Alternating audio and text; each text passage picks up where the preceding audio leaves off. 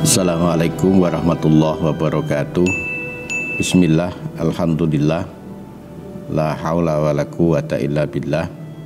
Allahumma salli ala sayyidina Muhammad abdika wa nabika rasulika nabil ummi wa ala alihi wa sahbihi wa sallim tasliman biqadri azzatika fi kulli waqtin wahin. Para santri, wali santri dan keluarga bahagia dimanapun berada di seluruh penjuru negeri tercinta, negara kesatuan Republik Indonesia, atau di berbagai belahan dunia manapun. Apa kabar kalian hari ini? Saya yakin kalian dalam keadaan baik, lahir dan batin, bersama dengan orang-orang yang kalian hormati, orang-orang yang kalian kasihi, dan orang-orang yang kalian cintai. Doa dan harapan saya selalu semoga hari ini dan di hari-hari yang akan datang kalian selalu dalam keadaan sukses. Amin, Allahumma amin. Para santri, wali santri dan keluarga bahagia, setiap kita itu diberikan fitrah. Kullu mauludin yuladu alal fitrah. Fitrah itu diterjemahkan adalah potensi atau talenta yang dimiliki oleh setiap orang. Di antara potensi dan talenta itu adalah potensi iman. Setiap orang Allah berikan biji iman. Memang kemudian tergantung apakah iman itu dipelihara, kemudian ditumbuh kembangkan menjadi iman yang sempurna, atau sebaliknya ibarat pohon, tanaman iman itu meranggas kemudian mati. Kita harus menjaga iman itu, karena iman inilah yang nanti akan menjadi modal kita menjalani kehidupan di dunia ini, dan menjadi modal kita nanti untuk berhadapan dengan Allah Subhanahu wa Ta'ala. Di dunia ini kita harus yakin dengan penuh tentang Allah Subhanahu wa Ta'ala. Ia adalah As-Samad, Ia adalah Na'budu, Ia adalah Nasta'in.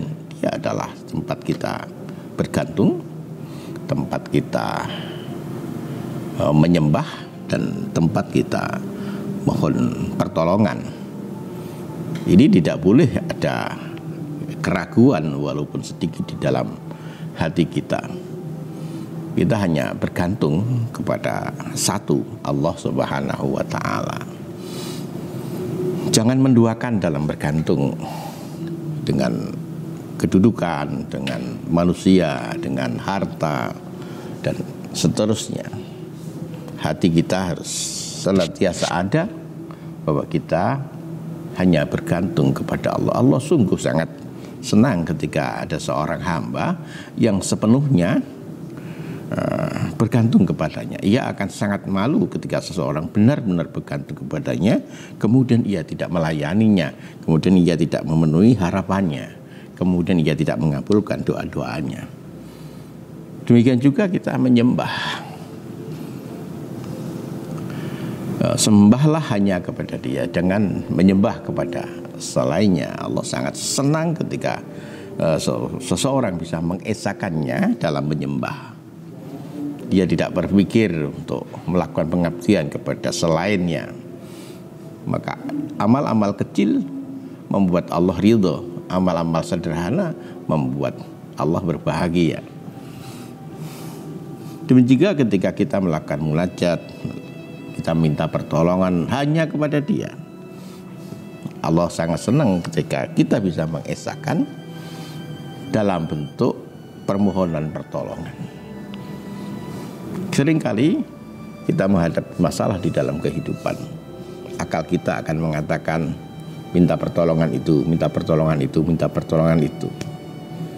Tapi hati harus yakin bahwa pertama yang dimintai pertolongan hanya Allah Subhanahu wa Ta'ala. Allah tidak akan mengabaikan seorang yang mengesahkannya dalam hal minta pertolongan. Allah akan memenuhinya, tentu dengan cara Allah, pada waktu yang dikehendaki Allah, bukan pada waktu yang dikehendaki kita. Para santri, wali santri dan keluarga bahagia, sebelum saya teruskan vlog ini, jangan lupa like, subscribe, dan share ke media sosial yang lain agar vlog ini berkembang. Dan kalau ada kalimat-kalimat positif, nilai-nilai kebaikan, bisa dibaca, didengar, dan dilihat oleh lebih banyak orang. Dengan demikian manfaatnya menjadi lebih besar. Bagi kalian yang sudah subscribe, tentu saya sampaikan terima kasih. Harapan saya vlog yang selalu akan mampir di pintu gawai kalian, Anda bisa membacanya, bersabar untuk melihatnya. Syukur setelah melihat dan membacanya berkenan untuk komen agar kita bisa menyempurnakan vlog-vlog yang setiap hari kita coba sampaikan. Para santri, wali santri, dan keluarga bahagia, agar iman kita terus tumbuh dan sempurna, maka mengenal Allah ini harus menjadi prioritas. Makrifat kepada Allah ini harus menjadi ikhtiar yang sungguh-sungguh dan ikhtiar utama. Banyak ulama menyampaikan bagaimana caranya. Yang pertama, bimakrifati asma'i, dengan mengenal nama-namanya. Yang kedua, bimakrifati ma khalaqallah, dengan mengetahui apa saja ciptaan Allah. Dalam vlog kita menggunakan cara yang pertama, dengan mencoba mengenal, memakrifati Allah dengan nama-namanya. Kita harapkan dengan mempelajari satu persatu asmanya akan tergores di dalam hati kita tentang Allah. Semakin sempurna pemahaman kita, semakin baik pemahaman kita, iman kita semakin tumbuh dan berkembang, kemudian menjadi iman yang sempurna. Kali ini adalah Al-Wahhab. Al-Wahhab yang artinya adalah yang maha memberi. Di dalam Al-Quran ada ayat Bismillahirrahmanirrahim. Rabbana la tuzigh qulubana ba'da idh hadaitana wa hab lana min ladunka rahmah innaka antal wahhab. Mereka berdoa, ya Tuhan kami, janganlah Engkau jadikan hati kami condong kepada kesesatan sesudah Engkau berikan petunjuk kepada kami, dan karuniakanlah kepada kami rahmat dari sisi Engkau, karena sesungguhnya Engkaulah maha pemberi. Ayat ini ada beberapa penggunaan kalimat Wahhab dan diakhiri dengan satu asma Al-Wahhab.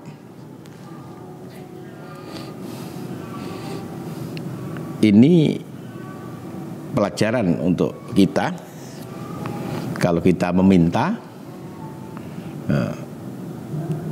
bagus kalau permintaan itu diungkapkan dalam bentuk ungkapan Wahhab dan diakhiri dengan asmanya Al-Wahhab. Ini doa yang sangat bagus, ini bisa kita catat dan kita panjatkan setiap usai sholat. Di dalam ayat yang lain, Bismillahirrahmanirrahim, qala rabbighfirli wahabli mulkan la yambaghi li ahadin min ba'di innaka antal wahhab. Ayat ini juga menggunakan permohonan wahabli dan diakhiri dengan juga salah satu asma. Ayat yang tadi kita sebutkan dan yang ini kita sebutkan, keduanya berisi permohonan besar. Wahab lana min ladunka rahmah, permohonan rahmat. Ini permohonan besar. Yang bawah ini juga permohonan besar. Anugerahkanlah kepadaku kerajaan yang tidak dimiliki oleh seorang jua pun sesudahku. Wahab li mulkan la yambaghi li ahadin min ba'di innaka antal wahhab. Dua ayat ini berupa panduan doa untuk kita, bisa kita catat, kita hafalkan, dan kita pakai untuk berdoa, karena doa ini diajarkan oleh Allah di dalam Al-Quran. Al-Wahhab terambil dari kata wahaba, artinya memberi tanpa imbalan. Jadi memberi dan memberi itu tanpa imbalan. Dia, Allah Al-Wahhab, berarti dia yang maha memberi dari miliknya sendiri, walau tanpa diminta. Memberi dari miliknya sendiri walau tanpa diminta. Memberi berulang-ulang, berkesinambungan, tanpa mengharapkan imbalan. Imbalan dunia juga imbalan akhirat. Kita manusia tidak mungkin mencapai martabat Al-Wahhab, karena tak mungkin kita manusia melakukan sesuatu tanpa motivasi, tanpa harapan, sekalipun baik. Seperti orang beribadah, bermacam-macam niatnya untuk menjauhi neraka, untuk mendapatkan surga, untuk mensyukuri atas segala nikmat misalnya. Allah mengetahui kadar hati manusia, kadar hati kita, kekuatan niatnya, karena dia mentoleransi, memahami, dan memberikan imbalan.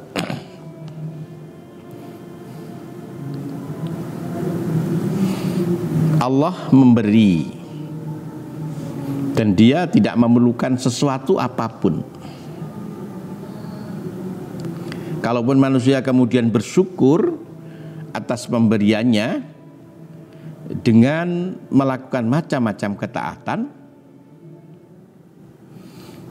dan itu dipersembahkan kepada Allah, tak akan menambah apapun kepadanya. Kebaikan-kebaikan apapun yang dilakukan manusia akan kembali kepada pelakunya. Seperti orang menanam, siapa yang menanam akan menunai.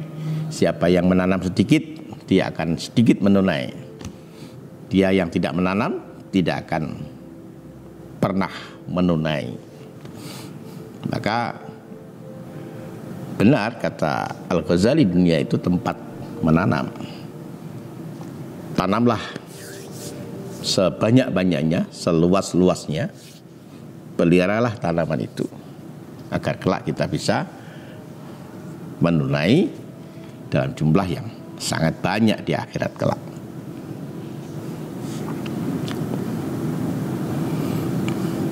Dan ketika Tuhan memerintahkan hambanya untuk melakukan sesuatu,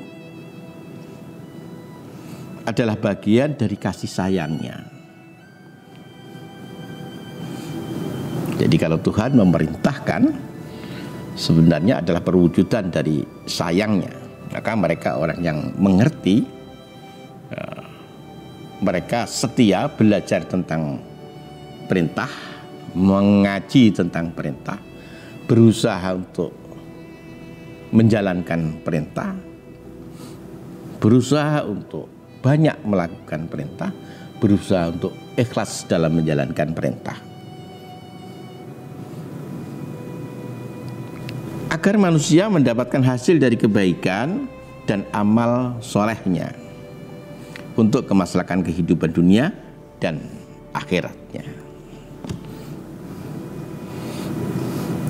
As-Sibli, seorang sufi, pernah bertanya kepada muridnya Abu Ali As-Saqawi, asma Allah apa yang mengalir di dalam lisan Abu Ali? Sang murid menjawab, Al-Wahhab. Kemudian As-Sibli berkata, karena itu dia menjadi kaya. Ini catatan penting, asma Allah Al-Wahhab ini istimewa. Maka ketika kita ingin meneladaninya, yang pertama, membaca dengan pemahaman, penuh penghayatan, serta istiqomah. Maka Allah akan mengabulkan segala hasrat, memberi segala permintaan, dibuka semua pintu. Subhanallah. Al-Wahhab.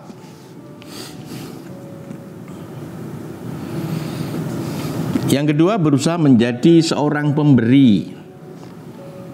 Tangan di atas lebih baik dari tangan di bawah. Yang ketiga, memberi dengan ketulusan, memberi tanpa melihat penerima, memberi tanpa mempertimbangkan reaksi penerima, memberi tanpa batas.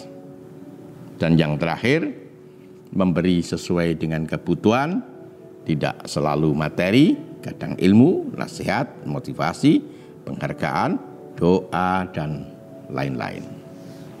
Terima kasih atas perhatiannya, semoga bermanfaat. Akhiran, Assalamualaikum warahmatullahi wabarakatuh.